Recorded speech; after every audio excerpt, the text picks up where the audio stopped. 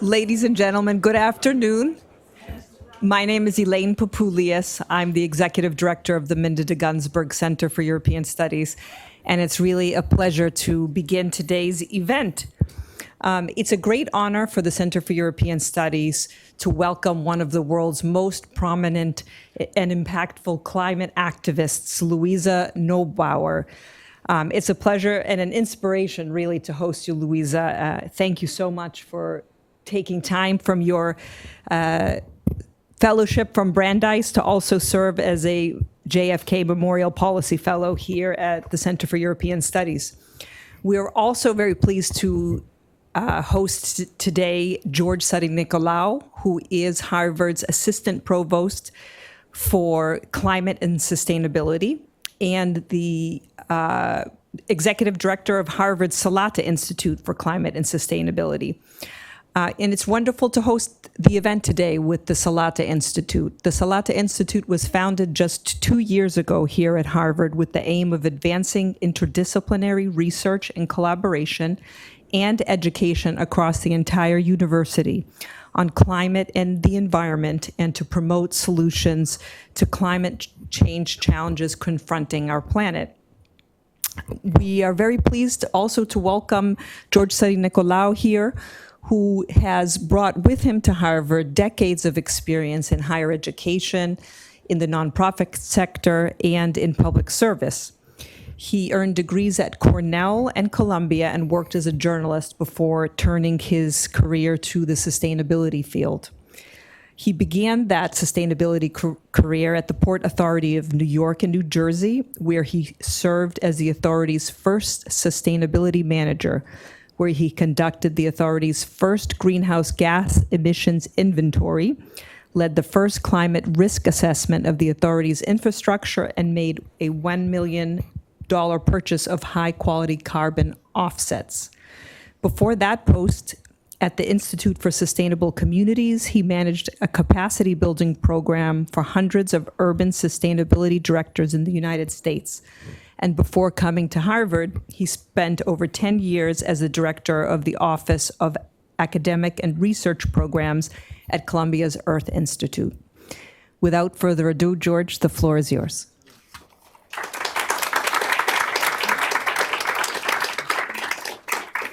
I'm fortunate to have someone introduce me with the proper pronunciation of my Greek last name. Thank you very much. For the rest of you, it's George Sari-Nicolau.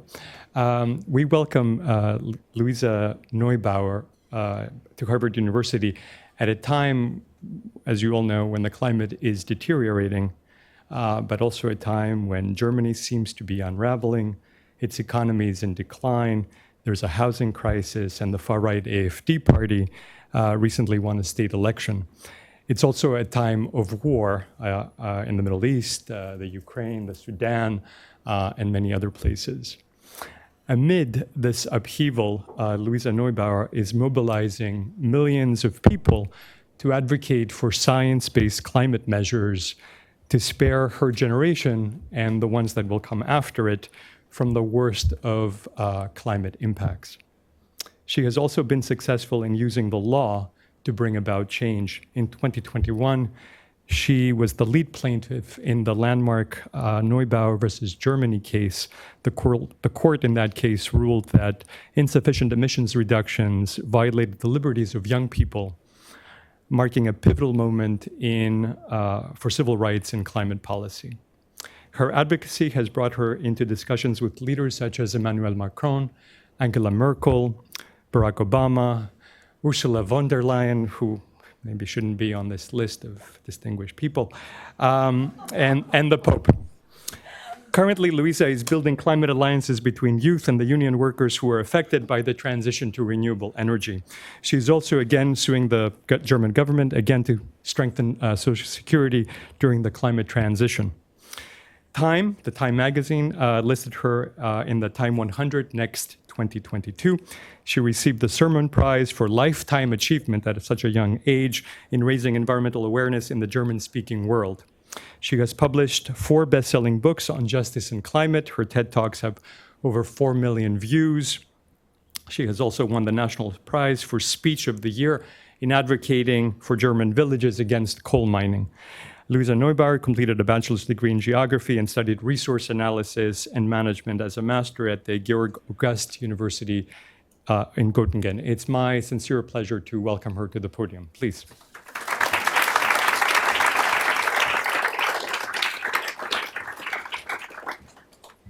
Thank you so much, also for mentioning my Lifetime Achievement Award, which was a very awkward award ceremony.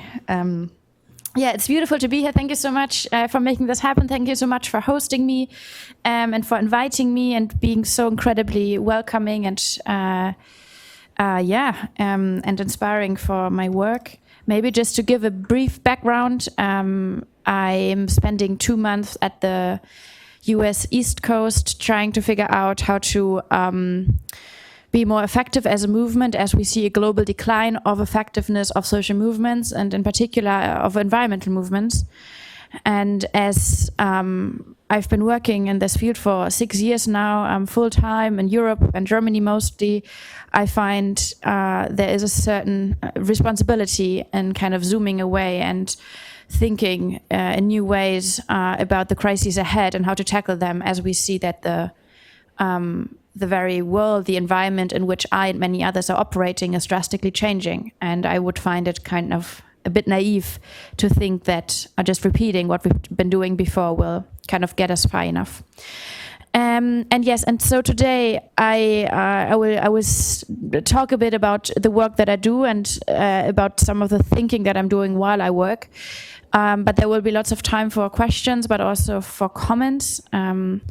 I feel like I'm on a bit of a field trip to the US and on kind of time of research journey to understand better how climate, environment, and questions of future injustice are being considered in this space. So I would also just invite you to share your thoughts and prove me wrong.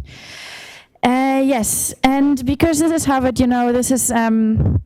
I feel this is a good space to also just try out some thoughts and ideas. So just consider me to be thinking out loud, and we see where we get. This has been, and I brought some slides, of course, as you do. This is my usual work. This is probably what I'm known for in Germany. It's mass protests, it's climate justice, it's getting people on the streets, and everything that has to do with that. What is not in the picture is why we do this. Half of the work to make this happen is happening before that very picture. It's trying to make sure that in every single household in the country, someone is asking someone else, so are you going to the climate strike? And what are you doing for work? And shouldn't we be worried? And shouldn't we be angry? And maybe shouldn't we be active about these things?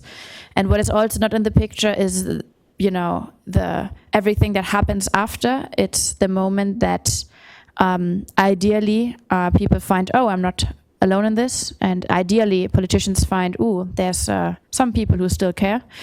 And in this sense, this was just before the European elections, and some voters will find, actually, I can care for the environment and I can make this my voter issue. Just to give you some background, I am technically invited to promote a book in the US, which I've written 5 years ago. It's a great book. Please read it. It's translated in English and in German. And as you will see on the following slides, I read and I write. I'm not a graphic designer, so please apologies for my graphic designer skills that are inexistent. So we are going to start this little talk with some climate science. I do not believe that, introducing climate science to people is going to change the world or going to make them act automatically. We're going to come back to that later. And yet I do find it's time to normalize the existence of the climate emergency in spaces wherever we are, and to make sure that we don't get into a routine of thinking that there's nothing that can surprise or shock us. And if being, there's many things that, that activism is around. And I find that one reason why we need activism in the world is that we need to mobilize anger and outrage in us. And so there's some beautiful Japanese flowers now to get some anger in the room. I've published an atlas the other day, and we try to yeah, we try to kind of bring climate and joy and fun and even some irony and some colors and graphics in it, because I found that the climate discourse has gotten so discouraging and boring on the one side and so hysterical on the other side, that I found there must be other ways to talk about what is out there and what the world is about. And I just wanted to kind of bring one slide along. This is German, but we're going to get through it. What you're seeing here is an incredible set of data that was granted to us by people who didn't know that we would once use them for climate science. This is data of the Japanese cherry blossom in Kyoto in Japan. And for 1,000 years, people there were collecting or noting down the date on which a cherry would bloom.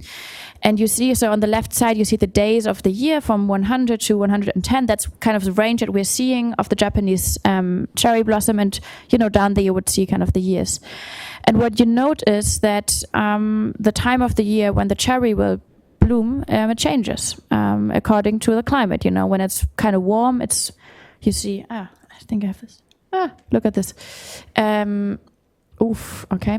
So when it's warm, you would see it's kind of lower here, because this means that, you have a warm spring, you have a warm March, and there will be an earlier blossom. If it's kind of cold, you get what we see here. This was the so-called Little Ice Age, so quite a cold period where we would see across the world, really in the Northern Hemisphere, you would see some cold times. And what we see is, there's some dynamic in it. You see it's kind of colder and warmer, and to all the people out there who say, the climate has always been changing. Yes, it has actually always been changing. And what is so amazing, we're in a room with a lot of political scientists. When you match that very climate data with some of the big political conflict that we saw in the past, is that we see more and more the parallels of big political change coinciding with changing climates. We see that some of the big revolutions happened in time of hunger, of conflict, when there was more rain, more coldness, when harvests were failing us. You would see some of the big, the Roman Empire really, being symbolic for that. The Roman Empire during what we call the Roman warmth, römische Warmzeit, whatever that means. So in a time of some very strong, first one is leaving, you see no worries, it's your planet too. No. You would see a time of, would see a strong warm period, big harvests, economic growth. You would see that, society could grow and develop and thrive under a stable climate. And you would see the Roman Empire, for instance, collapsing around the time that the climate would significantly cool. That's not the only reason for these things, but we see significant parallels of large climate shifts in the past and societal, political, and economic shifts. And so what's happening next now, because the last 100 years have been missing in the slides, that is what's happening now. Yes, the climate has always been changing, but we've completely left what we've known in terms of a changing climate. So we've put ourselves into a space that we just don't know about. It's a new operating space, a stupid experiment of self-harm, if you would say so. And what we're seeing right now is a climate change that is just exceeding our modern understanding of a changing climate. And that is why, obviously, we need new ways to think about these things, new way to operate, new ways to sustain under these conditions. That book also is a Klimaatlas. It's in German. I can recommend it. So, what is, and now we, take it from here. What scientists have found in the last 70 years, this staggering climate data, you would think it speaks for itself, right? The most rational thing you could now do is to take it from here, however you want to kind of frame it. There are a trillion different curves you can take, and the science is very clear, and you would think, as humans, we've started to think ourselves. We have the enlighteners out there telling us, to use our brains effectively. And it would be, you would think kind of a rational way to go now to act on the climate crisis, to decarbonize democracies, economies, and societies, which is effectively what we got to do. And yet we found that in the last 70 years, while the climate data has been clearer and clearer and clearer every year, every day almost, with this explosive amount of studies telling us that it's not a good place to be in, we found is surprising resilience in societies everywhere to act against common sense, to act against what might be just so obvious. And so as an activist, I want to talk about action. We're going to come to that later. But first of all, I want us to invite to think about what is climate really and what are we talking about? And what does it mean to decarbonize democracies, economies, and societies? And why have we not gotten any near the pathway that we need to get to? And that is, you see one of those, climate graphs that we see everywhere. You see this is showing temperatures, global temperatures since the end of the last ice age. That ice age, you might know, it's a Pleistocene, very famous through the movie Ice Age, showing us the world we don't want to live in. We had some significant heating after that, and you see that kind of stable phase over there. The very last 10,000, 12,000 years, the time that people could start growing crops, you would have societies emerging. And now we're kind of leaving that very safe zone on this planet for no reason, you would think. And now, what is it then that we talk about when we talk about climate? And I've mentioned it before, that's a billboard outside Boston, pretty much the first thing that I saw since we arrived to the US. And I find it beautifully symbolic for the issue that we're facing. The thing is, as scientists have produced all that data, there was one stupid mistake that has been made among environmentalists, among everyone who, thought let's change something. It's the idea that the presence and the existence of that very science would be our best argument to change something. So if we just provide more data, more studies, more models, more projections, more books, people would, eventually take that knowledge and do something. Whatever that may be, they could do. So environmentalists everywhere, basically, and I would say the Western Hemisphere in particular, started producing leaflet after leaflet, trying to explain people that we're in emergency. And what is so interesting is that at no time in history, climate science has been just climate science. The very moment that any climate science was published in the 50s, climate deniers were out there, fossil fuel lobbies were out there, discrediting that very science. So a fact in the climate crisis has never been just a fact. It has, from day one on, been up for debate. And very early on, and that is now looking at 50s, 60s, and 70s, we find that the whole questions of emissions, fossil fuels, and even climate would be tied to the question of prosperity, of wealth, and of freedom. And to the very point that in 2024, just shortly before one of what might be the most important elections of our times, you would find a political understanding where the common denominator of voters in one of the biggest polluters of the world is not the idea of saving what we have to save, but the idea of having a new car. What does it tell us when we talk about climate? We never just talk about climate. We talk about who we are, what we consume, what we think we have a right to. We talk about a way of living. And it was President George W.H. Bush who in 1992 at the Rio Summit would make it very clear when he said, among the many speeches that were given about the climate disasters, he would say, as part of the summit, quote unquote, the American way of life is non-negotiable.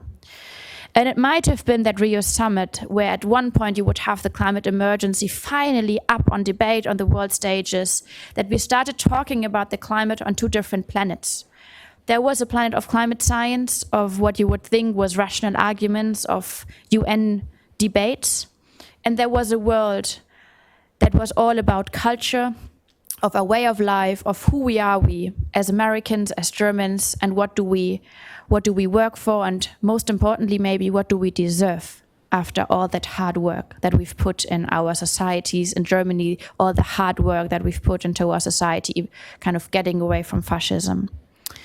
And you would see that when we talk about climate, we never talk into this empty space. We have the climate denial, we have the fake news, we have the uncertainty that was mainstreamed as a construct to discredit climate science. But we would also have, when we talk about climate, we also talk about a cultural arena that has inhaled a very fossil fuel idea of a good life into every single aspect. I've recently been in a meeting with some sustainable folks from Netflix, and they would proudly present some data that now they even have some movies that consider the climate crisis. You know, it's maybe 1 or 2%. Hooray.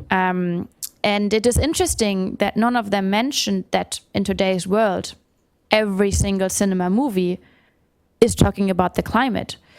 Because you would find that in any movie, say, that covers more than a year of a story, you wouldn't really have at least one extreme weather event happening for some of the characters. You know, you're talking about the climate in the way of invisibilizing it. If you don't have any person in the room, any person in your movie story that is at least a bit concerned about the climate, in times where we see the majority of people in societies like the American one, like the German one, are concerned about the climate, you're again talking about the climate by invisibilizing it, by normalizing ignorance. And you would see that in any kind of movie where, again, a very specific idea of freedom, of a good life, of, in this case, liberation, independence is mainstream, tied to something banal as a car, you're again talking about a climate by connecting, say, fossil fuel transport mechanisms with Barbie showing us a good way of life. And I love the movie, you know, don't get me wrong. I just find it very interesting that we have accepted every single arena of our lives to be part of some planetary destruction, while feeling like we can still decide when we talk about the climate and when we don't talk about the climate. Like there is an absence of a planetary existence the moment it gets very inconvenient for us. We see not only how, you know, maybe just to add one more thing, I would find the power of the Hollywood industry, the power of pop culture, you know, has led us to maybe normalize also our understanding of what is a good life, you know, the road trip, that idea of, you know, flying to freedom. But it's also helped us shape a very specific understanding of what a hero is. So would James Bond come on a bike? Of course not. Why not? Because a real hero comes along with force and with strength and with some machinery that is loud and noisy, with some sweat, with some realness, with some, you know, emissions. And that again, you know, is it shapes our understanding of what is force, whom can we trust, who's going to save us. It explains a lot about the existence of Elon Musk in today's world. You know, you would have the man, the money, the machines, all tied together around a very specific understanding of what is a real hero. And that again, you know, no one talks about climate when we talk about these things, and yet we always talk about climate when we talk about these things, when we dream, when we long. And here again, we find, on a very different note, what is a modern democracy? How have modern democracies emerged? And we find out that most modern democracies, if not all, have emerged very neatly designed around the emergence of fossil fuels. You would see in a country like Germany, you would have a coal union way before any woman could vote. You would see that our legal system is designed around protecting the so-called rights of, say, a fossil fuel company, until the point that in 2024, RWE, the big coal giant of Germany, has more legal rights than the village on the other side of that coal digger that got distracted. You would have a car having more rights than an average child, and also more space. They wonder why the children don't play on the streets anymore. Of course they don't play on the streets anymore, because they would die. You know, because we have designed a spatial understanding of creating more and more space for fossil fuel machinery, for cars, because we remember the cars give us the freedom, the liberation, the wealth, the prosperity, the good life, until the very point that you would walk around an average town and feel like in a car. A car would be safe, but I wouldn't be. Until to a point that I arrived in Boston, I organized a climate strike and actually had to send parking instructions to the folks coming. Very interesting experience. But you know, but remember, that's a good life, right? That's the independent life. Independent life meaning absolute dependence on fossil fuels, on the cars, on the ability to drive it somewhere, on the willingness to spend hours of our time and energy in that very transport sector. Why do we take it? Because the automobile industry never bothered with little leaflets and little facts and data. the automobile industries, they put billions of dollars into the little clips showing the good life in Italy on the roads, and the long hair and this blonde woman next to us. And that could be you as well. If you work hard enough, you can be that person in that beautiful car cruising down the roads. No one ever in a car advertisement looked for a parking spot. No one ever had to pee on the roadway. No one ever. But that is what we talk about when we talk a very fossil fuel kind of life, when we talk about the very tight connection of a climate out there and a feeling in there that is creating dreams and longings and ideas of what we want and whom we could be. When we talk about the climate, we never talk about the climate, we talk about everything else. When we talk about a democracy, we don't just talk about a political body, a political idea. We talk about also a very political structure that emerged around the emergence of fossil fuels. In the 19th century, you would have every political party in Germany on the entire spectrum agreeing that you would need more fossil fuel productivity. There was disagreement on how to then, what to do with the money, and where it would go to and where the prosperity would go to. But the agreement on fossil fuel prosperity to drive a nation, to drive an economy, that was omnipresent. It was unthinkable to think otherwise. Thinking further, we have a very interesting US election campaign right now, and if you want to see, if you want to understand, what it means to live in a fossil fuel democracy, you would find a US election debate with a unchallenged agreement, for instance, about fracking in Pennsylvania. And what is so interesting is that when on the biggest stage that you would have on that day in politics, a moderator would ask two candidates, should we have fracking in Pennsylvania? No one in the room mentioned that a president can't really ban fracking in Pennsylvania, side note. But also no one in the room would challenge the notion that if you really love Pennsylvania, you would have the fracking for Pennsylvania, which is so interesting because it's just so irrational, right? If you would really love Pennsylvania, you might want to preserve the land and the children, who are getting sick. You would might consider that there are 5 times as many jobs in the renewable sector than in Pennsylvania, and that an average Pennsylvanian family probably doesn't run a small fracking business. But this doesn't matter, because we've gotten to the point then, the mainstream political understanding is if you really love a country, you love it to the point of destruction, because for us, wealth, prosperity, freedom, and independence is so neatly tied around fossil fuel exploitation. And I'm saying all that with no intention to obviously I'm criticizing that, but I find it so interesting, and I am convinced we need to understand these very irrational, emotional, historic connections in order to get an understanding of why it is so incredibly hard to talk about the climate. Because when we talk about the climate, we never just talk about the climate, we talk about everything in the room. We wonder why a climate debate is polarizing. Why is it, bringing, dividing people again and again and again, not because they can't make up their mind of how they like the climate change, but because climate means so much more. And the first thing that people will ask is, what are they going to take from me? Are they going to take away my car? The climate activists? No climate activist in the world ever proposed to take someone else's car away. This is never been up for debate, and yet that is a sentiment, because deep down people have long understood when we talk about climate, we talk about how we live together, and what is the cost attached. We see a long political tradition. That's an article from Cape Cod News from 1998. And the exact rhetoric being used today by the German Liberal Party, which you would wish would make them think, but turns out no. And you would find the very, I would say, democratic tendency to protect industries over people, to protect what we assume has made us rich, and sometimes, on a really quantifiable level, has increased the richness and the wealth of many places over all the costs that were often hidden. And that again raises questions in the climate crisis: who is protecting whom? Who is defending whom? Who has a right to what? And who is gonna stand up for us when things get tough and tougher. And it's interesting, I find the longevity of the idea that industries deserve more protection than a community that might be affected by pollution. At some point, we have decided that one is worth more than the other.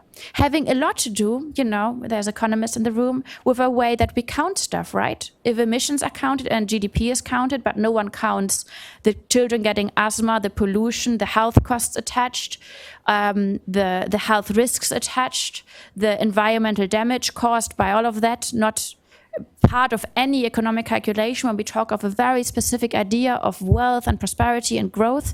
Of course, at some point it will make even more sense to destruct further and further and further. And if you really love Pennsylvania, you're going to destruct it more and more and more. And then, of course, we have an interesting new twist to this whole thing, if you haven't found it irrational enough.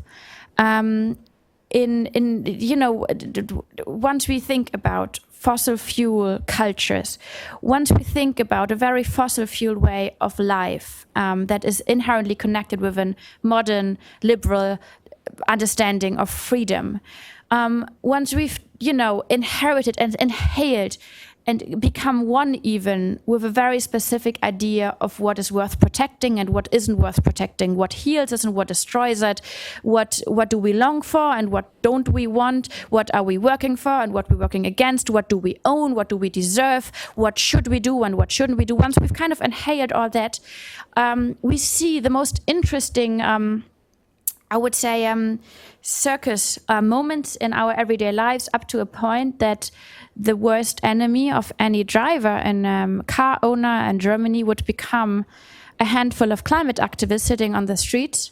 And just because I love putting things into proportion, that has been the climate or the traffic jams in Berlin in the last year.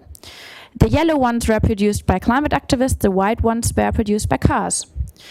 And, it's interesting, you would find any reason to be, want to get away from a traffic jam. But the problem becomes those who are saying, let's maybe stop these dependencies on the cars. Let's, think about mobility different.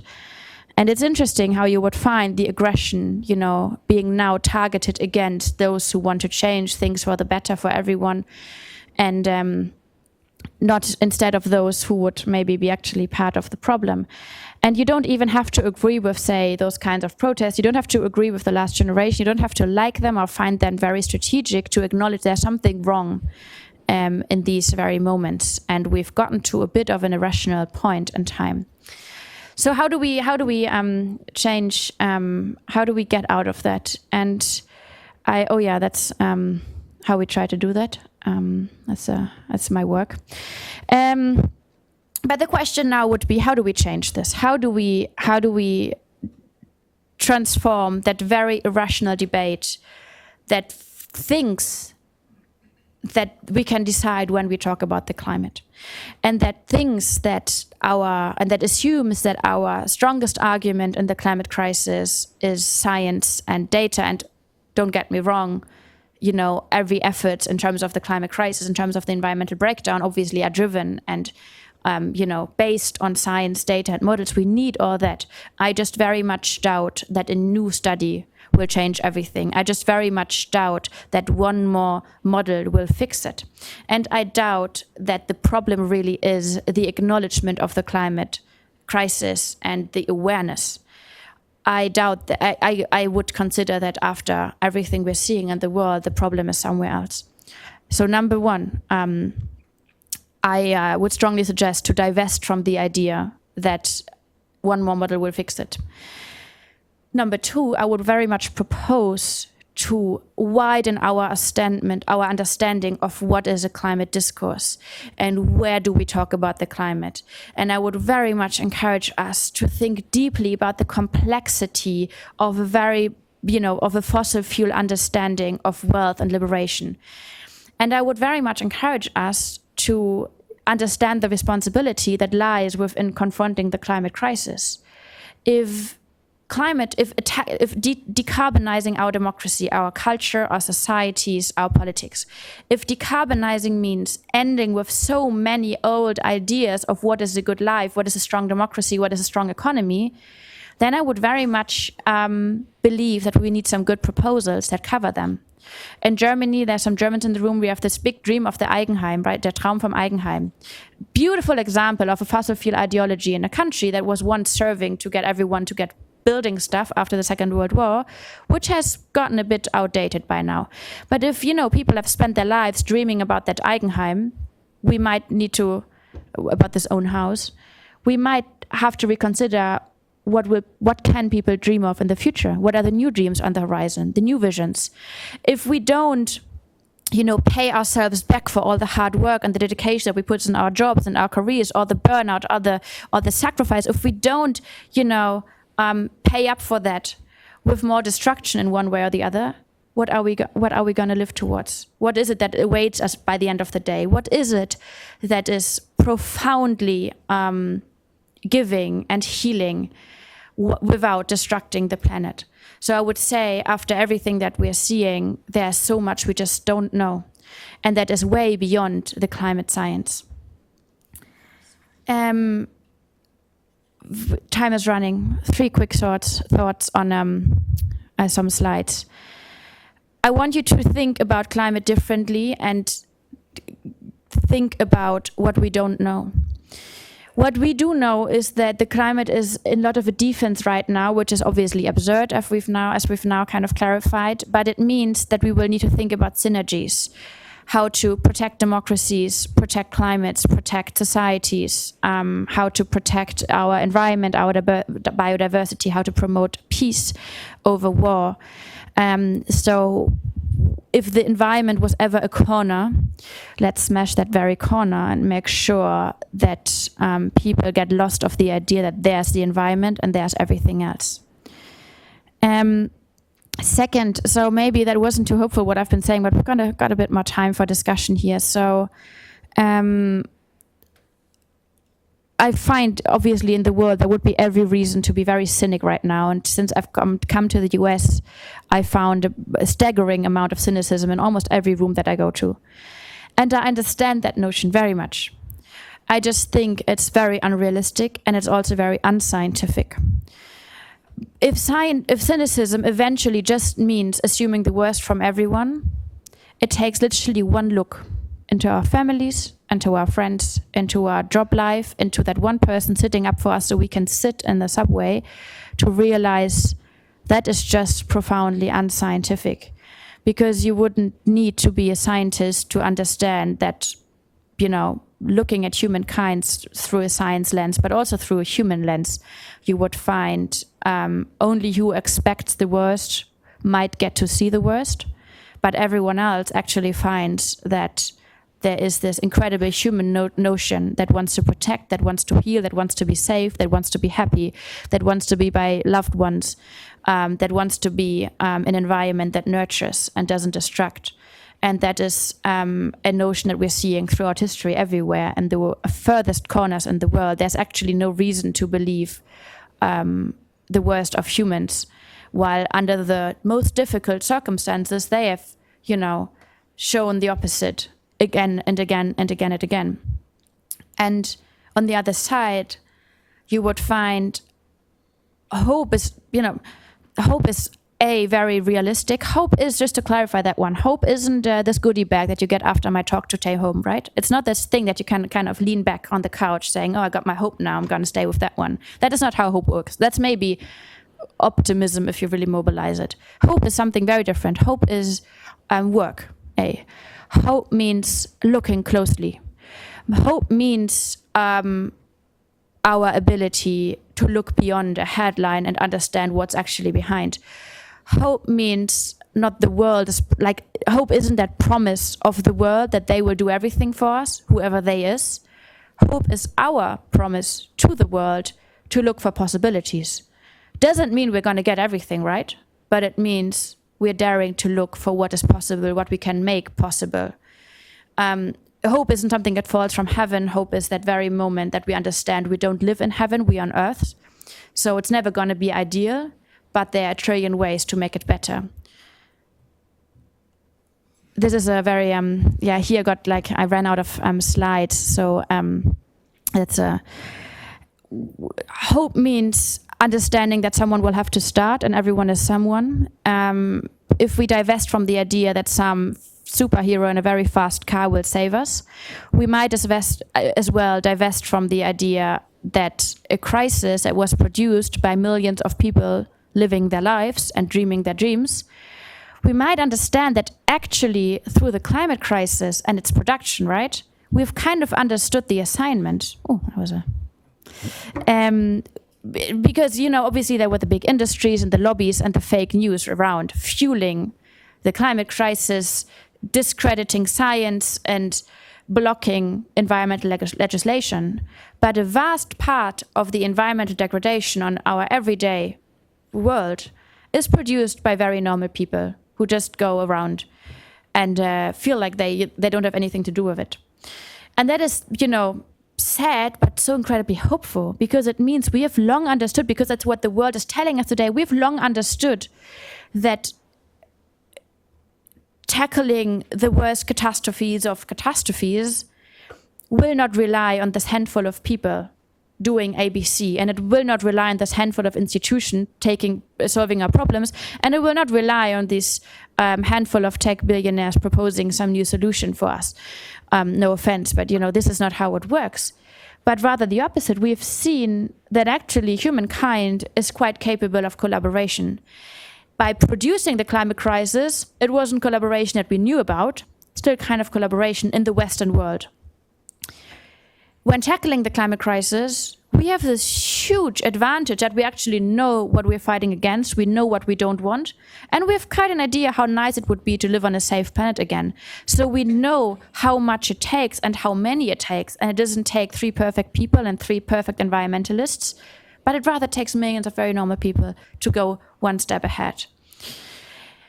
What is so difficult in these days that everyone I've met in the US so far was incredibly fast, outstanding, energetic by explaining to me why change is not possible, impressive.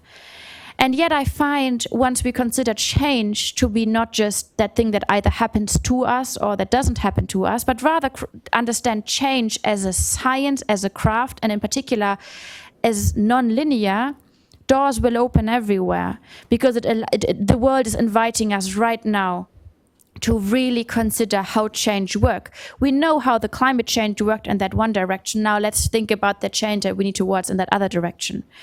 And that is what I consider the next big phase of activism, of engagement, of whatever you want to call it, to be about.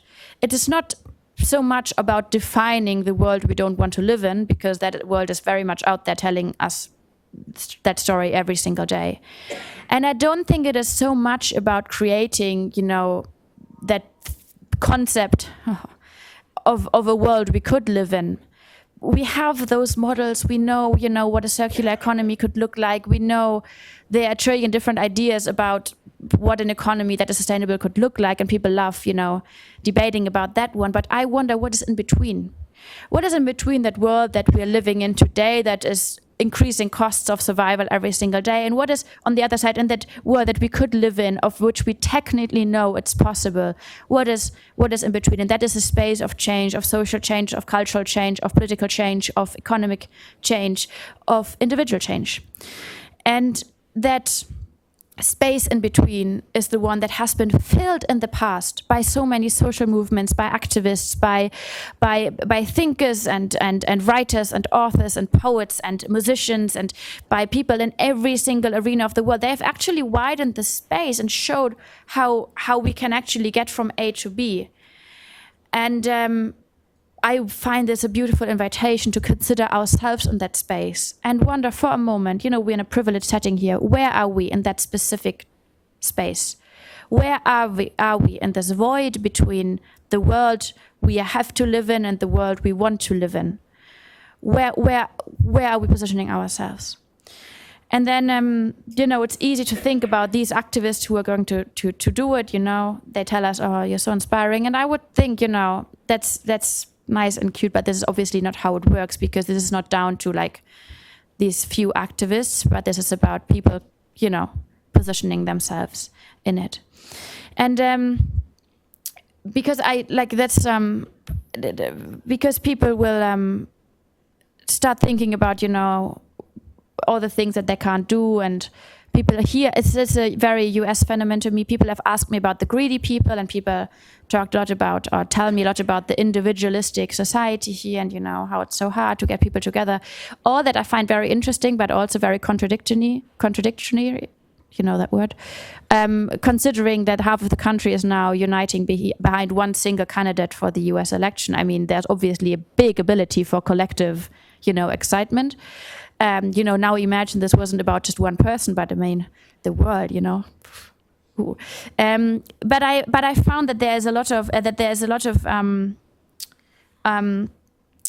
some I would say weird ideas about what activism is.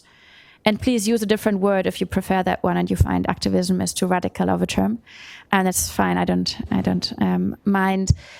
As an activist, I mean, I'm obviously very biased when I say this, but navigating in this world is hard, right? It's tough. The world is a difficult place right now, emotionally, economically, politically, culturally. It's very easy to get very lonely and lost in this world. And it's very easy to give up that hope that apparently we once had. And it's very easy to feel like, this is all gonna go downhill. And I've tried to make this point why I think we need to extend our knowledge about the world we live in and how it's entangled. And I've tried to make my point about what hope really is, and I've tried to make my point about how change works and that it's so complex that we need to start understanding it better and positioning ourselves in it. And yet I found in all of that, if there's one reason to start doing something, to consider ourselves to be activistic in this world, it's not for the world. It's for our own being in this world. Because I found from all my work and all my experience in that field, the most promising way of existence in this very difficult time is to find a world to not just be scared, to find a way to not be scared of the world, but to actively love the world and to embrace our appreciation for this beautiful world out there that is, you know, that we are part of. And to love the world again and to look at it as it is, I found is quite difficult if you consider yourself to be just harmed by that very world and just suffering from that world and its developments. And yet the moment that we consider ourselves not to be just passive bystanders in this world, but part of some amazing changes we can create, it frees so much of that space in us. And it, I find, frees our sight towards the world, because we don't have to be scared of what we're seeing out there, because we know we can change things for the better. Not from today to tomorrow, and not just by ourselves often, but in one way or the other, we can be part of that. And so if activism means looking closely, because hope is work, and if activism means understanding what we're talking about when we're not talking about it, and when activism means understanding ourselves in an ecosystem of people who really care, in that sense, activism also means respecting ourselves and our existence in the world and investing in us. And as there are quite a few people, young people in the room, our lives are long. Our lives are probably going to be very long. And it's a privileged room, they're going to be even longer. And it's going to be tough. And we're going to see decade after decade or decade of crises. And I find I can just encourage everyone and very much recommend starting early in this. Not just because the world needs us, but because we need us to stay in this and to grow our own resilience in this. And we can do the yoga classes and the therapy. I can recommend all of that as well. But if, activism, it's anything, it's therapy for all of us in a broken world. Thank you so much.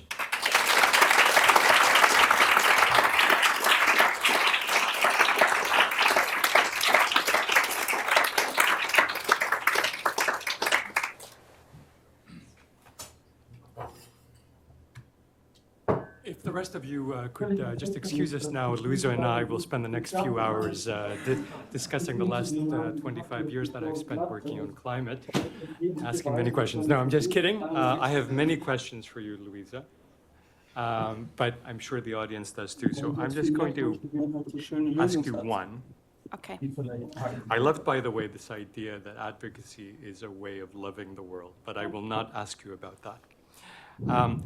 I was wondering if you could train your analysis the way that you have just talked about, thinking about climate, on what's happening in your country. Oh, yeah. So I said it in my opening remarks that I thought that the country was unraveling. The AfD has won an election. There's a housing crisis. Germany has instituted border controls, which is a violation of European Union principles.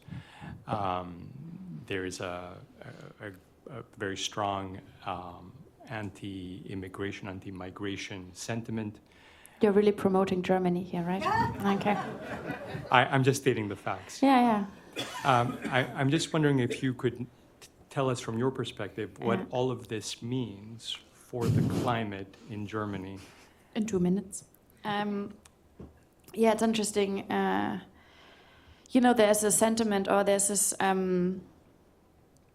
idea that has been for a while, has been around for a while. I've mentioned it in the little conversation we just had with some students, that even Angela Merkel told me that, and like almost as a fact that if once the crises are getting bigger and bigger, and she talked about the climate crisis, then people would act, right? Another fairy tale, It's like one more leaflet will fix it. And yet what social science is finding right now is that if more and more crises will usually not produce the best solutions, but will force us into more irrationality and short-term thinking. And I find that is what Germany is portraying right now quite well, that under enormous pressure, they say, the diamond stories. Well, I would say Germany is, proving right now that under enormous pressure, enormous stupidity is growing and not diamonds. And that especially as crises are being, are not just, are so entangled, but often I would say misinterpret quite a lot. It forces into some kind of political state that is a way of actual solution solving. Just to give you an example, Germany has now increased its border controls, which is again EU law. We know that those border controls don't end migration, if you wanted to do that. They don't have significant impact on any kind of migration, because that's not what the police can actually do. We also found that immigration into Germany is quite low compared to other times. And we know that also violence is quite low in Germany. So all this thing about, the immigrants coming, taking everything. Also, there's a human right aspect to migration, but that's a different story. So you would find that even a government that isn't, run by the far right produces enormous, incredibly stupid outcomes of issues that you could actually solve if you wanted to. Say that there's a housing issue in Germany, we have a huge amount of empty houses. You could actually, figure those things out, but that is not what happens in this state of emergency. And this for the climate crisis means that we are seeing a huge rollback on many climate policies, not because that is solving any of the issues that we're having, but because the far right has been so successful in explaining their own existence and own support with an apparent overdose of climate action. We have never seen on this planet an overdose of climate action that literally cannot exist in the state of emergency, but apparently that is what we're seeing, like what they try to tell us, and that's being bought. So you have this very curious interconnection of populism, of fake news, of far-right pressure that is producing more problems than it is solving. And I would think, though, that maybe the Ukraine, the Russian war on Ukraine has been one example where if there is a singular crisis and some rational people making rational decisions, you can actually move away from these crises by solving other crises. So the response to the Ukraine war, for instance, was an embargo on Russian oil and an explosion, I would even say, of renewables in Germany, which was quite, I would find, a fine example of synergetic thinking in politics, thinking about how do we help people there and not support Putin and solve a completely different issue that we're having. And what was probably important in that case was the public support, the common sense behind that, and I would say the ability or the willingness to actually create those synergies. Right now, I mean that's why I'm here. I'm really worried about the state of not just the German democracy, but the state of the German public discourse, which has been, which cannot even be called discourse anymore. It's at that point, and that is, yeah, we will need to, yeah, we will have to figure that one out. I don't have a good. I'm not sure how often people say this in Harvard, but I've not a good idea about that one, actually. Butterflies and cookies. So I wanted to invite questions from the audience. Put your hand up first. Thank you, and I thank the CES for finally doing something on climate change, which has been urgent for a while. So I've been working on the climate issue for 45 years, not just 25, but I am probably the oldest one in the room. So on a couple of points, just following up on what Louis just said, I've been analyzing for many decades now the economic issues involved with dealing with climate change and the economics of mitigation versus waiting. And as many of you know, I'm sure, one of the really harmful roles that universities and many national labs too have played over the decades, especially in the context of IPCC reports, the official UN reports, is that they've been basically arguing, almost to this moment, that we don't really need to spend much money to prevent climate change. We don't need to spend much money to mitigate climate change because it will be cheaper in discounted dollars to do it later. Mm-hmm. And this theme has been propagated by university economics departments, political science departments, the Kennedy School, etc., for decades. And we have to recognize that this has done great harm to the environmental movement, okay? I've lived through that whole period. So it's only recently that a lot of people are starting to realize what I've been writing about for years, which is the economic studies, costs versus benefits, et cetera, have been basically completely wrong. As Louisa said, one of the missing ingredients, which is huge, is the damage, the economic damage done to the world, okay? As far as I know, there's not been a single study promoted by IPCC, relied on in their reports that come out about every 7 years that's included damages, okay? I have some beautiful maps on that on my atlas, on the if I can flag that. Thank you so much. Anyway, we all have to realize this. Go to the Kennedy School, look for a report that includes damages as part of the cost-benefit equation. None. Okay. The second biggest, one more point. I'm going to ask you to wrap it up so we can give others a chance to speak. Absolutely, I'm sorry. But it's important to know that the most important number in all these studies is the discount rate.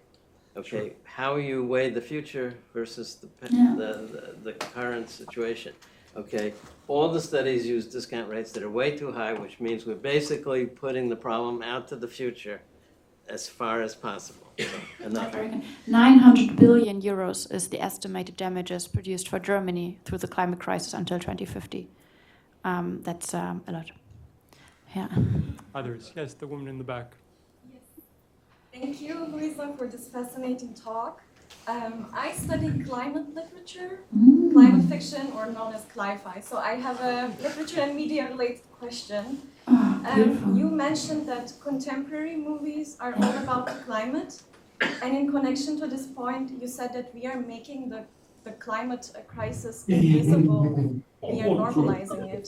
Can you unpack this a bit? Did you mean that the plethora of movies or the quantity of movies that talk about this are making that? Or did you mean the quality of the representation of the climate change in such movies? Thank you. Very good question. I will do this very quickly. So, cli-fi, by the way, is a new word. In my little atlas, there's a map of new climate language that we're seeing emerging. Rage anxiety is also something I learned. Maybe you know that's the anxiety that your EV won't bring you home. Awesome. Cli-fi is on that. So what I'm saying is we see a kind of pride emerging about 2 or 3% of cinema movies now having an EV or someone mention the word climate, you know, because they're now saying, oh, finally we got it. We included the climate crisis in our movies. And what I find so interesting about, and that was my point, was that there seems to be this idea that you can have a movie that, you know, that plays in this world, but exclude the world from it. You know, because apparently you think there's a movie that can talk about the climate, like it can mention the climate, and there's a normal movie that thinks that you can disconnect the movie and where it's set from the world in which it's playing. You know, it's a very odd understanding of us in this world. And what we find in most and the majority of big Hollywood productions is that still today you would see, well, of course there's, you know, you know this much better than I do. There's a new wave emerging of arts and culture that are really, you know, tackling climate. It's obviously more common to include the real world in productions about the real world. And yet you find that in those movies where apparently the climate isn't an issue, it is still an issue in the way that it's been made invisible in that very production. And I find the extreme weather events quite symbolic for that. That, you know, if you have a movie that tells a story about a year or 2 or 3, and you have no single time that you would have extreme rain or extreme flooding, making it impossible for someone to get from A to B, or having to rebook their holidays because there's a fire, all these things that very casually happen to all of us in this unknown world that we've created, then you're part of the problem inherently because you are invisibilizing the real world while assumingly portraying the real world, making it, yeah, I think do I make sense to you? Okay, I will leave it to that. Yes, please. Yes. Thank you for your talk, which I thought was very inspiring. I am not an expert on climate change, but what I've read, for example, by the writer Amitav Ghosh, suggests that individual conduct, such as driving a car or using a washing machine or whatever else we do, is absolutely a drop in the ocean in terms of emissions compared to say, the military establishment. He says that the US military is by far overwhelmingly the most powerful consumer of fossil fuels. So at the same time, you mentioned Ukraine, and you seem to suggest that the consensus is a positive one, but hasn't the consensus about Ukraine, which I share, I'm no defender of Putin, led to an enormous ratcheting up of arms production and an arms race? And really, my question to you is, why do you spend so much of your lecture focusing on individuals driving cars, important though that is, when the real elephant in the room, or a very significant elephant in the room, is militarization? And wouldn't it be important for climate activists like yourself to talk about the old-fashioned discourse of CND and worrying about the arms race? That's a very good question. So as you've noted, that I didn't do a talk on the reasons why we're in a climate crisis, because I feel that's great, but people talk about it and write about it, and I would like us to think, or would encourage people to think about the way we consider climate and the way we talk about it and cultivate it. I'm sorry but read it up. There's the big emission sources they're out there. That is, of course, important to include, but I decided in this talk not to make it my focus. And on terms of the individual, why I'm talking about cars is not because I'm particularly interested in smashing consumer decisions, but I find that there is a lack of awareness and understanding of a culture that is fossil fuel, that is part of the climate crisis, that is so often excluded. And that culture is materialistic about what is a good life, about wealth, and about how we live, but it's the majority of it is immaterial. It's about our dreams. And if we keep dreaming, if each of us keeps dreaming of that specific life that we want to have, in that life often, by the way, is included not having to care for the world because we can buy it, in a sense, then we're going to have a problem. And so this is for me just much more, but I'm glad you pointed it out, it's much more for me a symbol of what I call fossility, of a very fossil fuel way of life that we knowingly or unknowingly live towards, and that is in contradiction to what we could or should be doing in this world. About consumer decisions, I technically agree, of course. We need structural changes to allow people to live a sustainable life. All of you know this, that you don't get very far outside Boston if you don't own a car. I completely understand that. This is about those structural changes. And yet I find there is a certain convenience in talking about structural changes, because what is a structural change? Many individuals coming together, creating that change. So while I would obviously agree saying we're not just a consumer in this world, and it doesn't make sense to put so much emphasis on what we consume and how we consume, I would very much, emphasize that the consumer aspect of our lives might not be so relevant. Most other parts of our lives, many other parts of our lives, where we work, most importantly, what we vote, if we go out on the streets, if we do something, if we use our networks and our influence on our families and friends, that does make a huge difference. Because, taking your military point of view, how did people ever fight for demilitarization? By going on the streets, by considering themselves to be a political being, to have a political voice that is just more than just this one tick every 4 years. So I would say there's a lot of decluttering that we need in positioning our being in this world and not just our shopping list. And I find that super hopeful, right? It means like we are so much more. We make we count in this world, other than on the in the supermarket. We are out of time, but maybe we can collect some questions and I put them together, or can we take I don't know how. Yes, we can do that. I think we have time for just one more question. And I will exercise my power, and I will ask you. Thank you. I brought this up before, and I wanted to expand on the point conversation before, the topic of resilience. Yeah. So I feel this is a theme that I'm also working in this climate space. I focused the last 6 years on mitigation. I was in Berlin when Fridays for Future was really big. I was in the forecasting business. We helped energy market investors, build renewables plans. We also did the studies for when. And what is your question? Sorry. What I'm saying is, I saw all this progress with Fridays for Future, and now there's a backlash. It happened before. It happened with DEI and George Floyd. It happened with the civil rights movement. It happens with climate. It's building resilience in social movements so they can go through that valley until the next high. But it's not just that. I'm thinking if the movement has focused too much on the mitigation side of things, because resilience is the other side of the medal of climate. You talk about adaptation now. The messaging itself. Thank you. Have you thought about resilience? That's good. Okay, so the adaptation is a technical term, which is increasingly becoming prominent. And you're completely right. There was a big angst in the climate movement if you talk about adaptation, so building the dams and so on. People would think we just build the dams and we don't do the rest.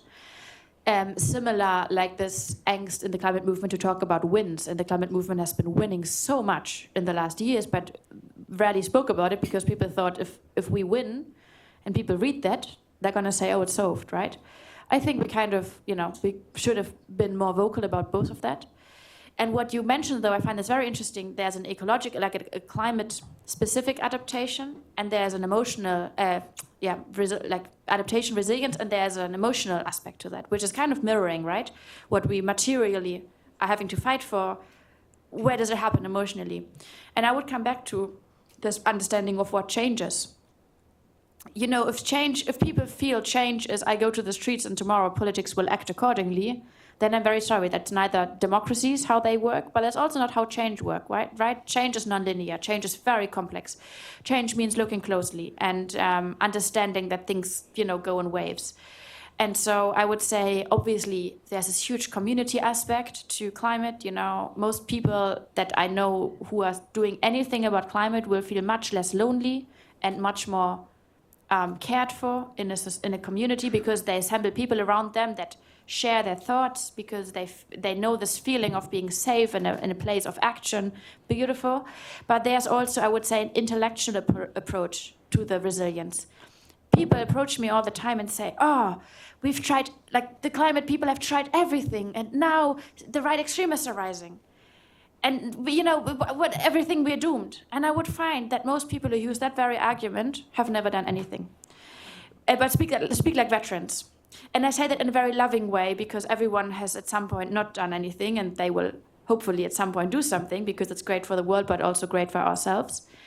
And yet I find people who've actually been active, who've done something, had to learn very quickly that this is not just about doing it once or trying once and then expecting the world to change, but that there's a certain practice in resisting and trying again and understanding that you do the same thing, and at some point the timing is right, or the space is right, or the moment is right. You find that the more and more people engage in the idea of changing something together, the more creative people will get about that very change, opening up new pathways, and that the greatest gift for anyone who wants to see more destruction and exploitation in the world would be those who could change things for the better, opting out in the times when it's the hardest. Because why is it so hard? It's because in Germany, you would see the combination of right extremism and fossil fuel lobbyists, and we see this kind of mirrored around the world, is fighting so incredibly hard.